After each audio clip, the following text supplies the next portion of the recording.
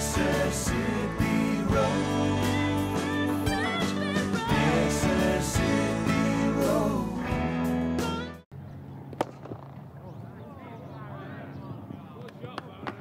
18 years.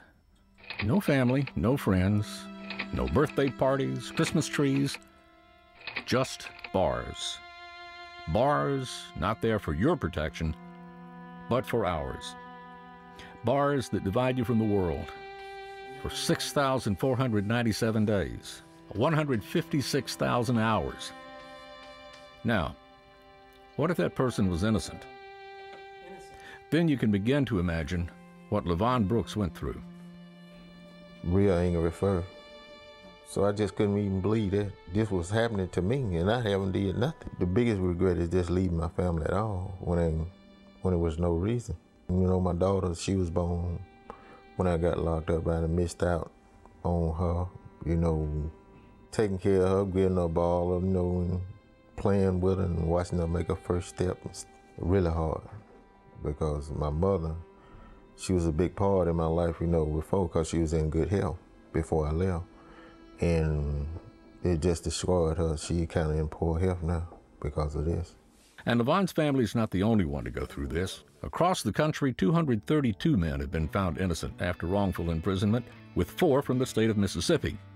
Together, these 4 men have served over 63 years in prison for crimes they did not commit. The Innocence Project began in New York in 1992 by Barry Scheck and Peter Neufeld to free innocent prisoners. And the most disturbing realization was how many there are. Seeing the need in the state, the Mississippi Innocence Project opened their doors in August of 2007 at the University of Mississippi in Oxford, with Tucker Carrington as the executive director and UM law students researching cases. A group of faculty here at the law school got together, some administrators at the university, and some folks like John Grisham, Wilbur Colomb, who's a plaintiff's attorney in Columbus, and wanted to bring an Innocence Project here. And for good reason. There were some holes in the Mississippi judicial system: mistaken identification, forensic science misconduct, and one major problem: unreliable or limited DNA testing. The news on that end is not particularly good. In most states, there's either legislation in place or some other kind of official protocol whereby DNA evidence is collected sort of at the scene of a crime. It's then stored properly for the duration of the defendant's incarcerative period. And until March 16, 2009, Mississippi was one of the only states in which DNA evidence was not kept after a person was found guilty. So for most prisoners, evidence is no longer available to test again, now that the science has improved. The people say to themselves, if there's no obligation in Mississippi to retain biological evidence, then how is it that all these years later, these defendants were able to access it? Pure, blind luck. Kennedy Brewer would have been executed likely, and LaVon Brooks and Arthur Johnson would continue to be serving life sentences, but for a couple clerks and some others who felt like, hey, maybe we ought to keep this stuff and not throw it away. The cases of Kennedy Brewer and LaVon Brooks are similar. They were both wrongfully convicted of raping and killing 3-year-old girls, and in both cases, a man in the area who had already been charged with a sex offense was an initial suspect, but the investigation turned to them. When Courtney Smith was murdered in 1990, Brooks was convicted and sentenced to life in prison, and the real killer remained at large. Then 18 months later, another young girl, Christine Jackson, was killed. Brewer was convicted in 1995 and put on death row. It wasn't until the Innocence Project took Brewer's case that the truth came out.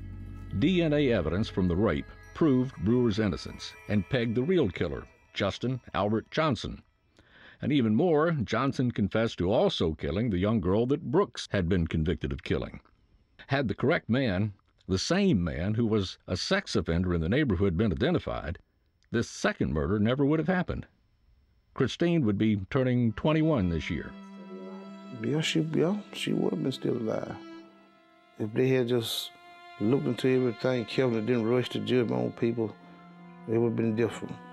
Another similarity in Brewer and Brooks' case was that medical testimonies played a large role in their wrongful convictions. Dr. Hain was brought in and asked to do the autopsies on the two little girls in those cases. And Dr. Hain in his autopsies noted that what he believed was the possibility of human bite marks.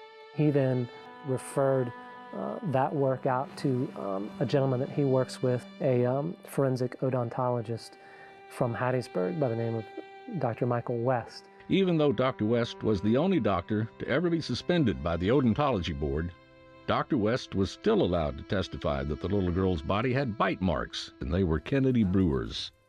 Dr. West still maintains that they're bite marks. They weren't bite marks. They weren't. And I think any credible forensic odontologist would have told you that. In fact, as part of our work in Mr. Brooks's case and in Mr. Brewer's, we took the work that Dr. West had done, and we took the forensic pathology work and sent it to 2 or 3 of sort of the international preeminent pathologists. It was unanimous that these were either insect bites or general decomposition, that they weren't bite marks. I think it showed the sort of extent of the forensic problems in the case. That testimony contributed directly to the convictions in both of those cases. The testimony they gave and all that, my life could have been taken because of them. But apologies don't come easy. It's just the way it is. It's like people, the people that done it to me were like, you're not anybody, because nobody apologized to me. In 1994, at 19 years old, Cedric Willis was arrested for several crimes he didn't commit, including 2 robberies, 2 shootings, and a rape. The victims incorrectly identified Cedric.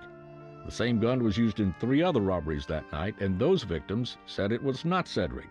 The rape kit revealed that Cedric was not the perpetrator, but the rape charge was dropped, and none of this evidence was allowed to be presented in court. Cedric Willis was sentenced to life in prison plus 90 years. I feel that I was railroaded to prison by the system that we supposed to trust in so well. We didn't have any money to get no high-priced lawyers, If you spend any time at all either in the criminal justice system or interested in issues of race and class are just sort of shot throughout the criminal justice system. We don't lock up rich people in this country, by and large. We just don't. And that isn't the only role that money, or lack of it, plays in these innocence cases. Most states have set up compensation laws. This pays out a small amount to the exonerated men as compensation for each year they spend in prison. Mississippi just passed it. I should be paid for every day that I was there. Is money enough? No. But like I said, I know they can't give me back no 15 years. They see my house to 12 years, that's hard. Right at 18 years. This year him would have been 18 years. Year after year would pass by, and at times it would be like, oh man, when am I gonna get out of here? The hardest part, knowing that I'm in a place for nothing, knowing that I didn't commit no crime, to be there, and just say like this, took me away from my family, just took me away from the world like that.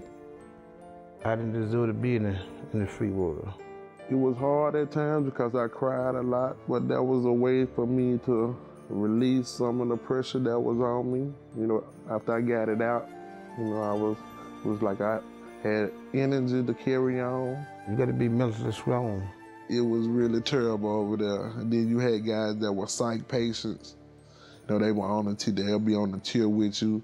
Some of them scream all night. The plumbing was so bad there, that if you wake up in the morning, somebody else's feces would be in your toilet. So that would be real messed up, And a lot of hours were spent in that 8 by 10 foot cell. 1 hour a day outside, and the rest of the hours you're in the cell. There's a lot of things that just people would never think would go on up there. Guys getting killed in lockdown. You be on your guards in prison. You can't trust nobody. You can get what you want in the penitentiary. knife, cocaine, crystal meth, marijuana, any kind of pill. The same thing on the street, but mostly more violent in the penitentiary. I was stabbed in the face in prison. Yeah, it's right here. It's happened to me in prison. You know, I could have been killed. You know, that's the thing about that, what they were gonna tell my mom. What they were gonna tell my son, you know? After they found out that I was innocent. What was it that they could have told them that they wanted to hear? All the time knowing their innocence. And I thought all the time, you know, that the person that did this is still actual out there. For every innocent person in jail, there's a guilty person on the streets. A scary thought. Scarier still is hearing that word, guilty. The worst feeling you could ever have. You can't really describe how you feel, but it's a bad feeling. I felt like empty, like everything had left. It feels like somebody just beating you into the ground, you know, because you telling the truth and they say you telling a lie. But they had some people on their side. The Innocence Project investigated all three men's cases after 12, 15, and 18 years spent in jail, respectively. Willis, Brewer, and Brooks were finally proven innocent and given their freedom. I couldn't believe it at first. I kept asking myself, is this really true or is this really happening? So, but I did shed a few tears, and that's how happy I was. No, but really, I'm just happy to be out. It's good to be back home in the free world and enjoying myself, and looking forward to getting married and being happy. And Cedric Willis was grateful to be reunited with his mother, who spoke to him every day for 12 years, giving him support and constant hope. Every time I call, she would be like, you know, it's fit to happen for you. You know, just trust God, it's gonna happen. Yeah. It just happened out of the blue, man. You know, I just came home, man. You know, I'm living life for real. I'm not gonna say it. I'm not gonna stop saying it, because every morning I wake up and look out the door. You know, I'm realizing that, man, you really free, man. You know, it's over with. For a copy of this program, call 601-432-6294 or send a check or money order for $14.95 to Mississippi Public Broadcasting, 3825 Ridgewood Road, Jackson, Mississippi, 39211. Please indicate the name and date of the program.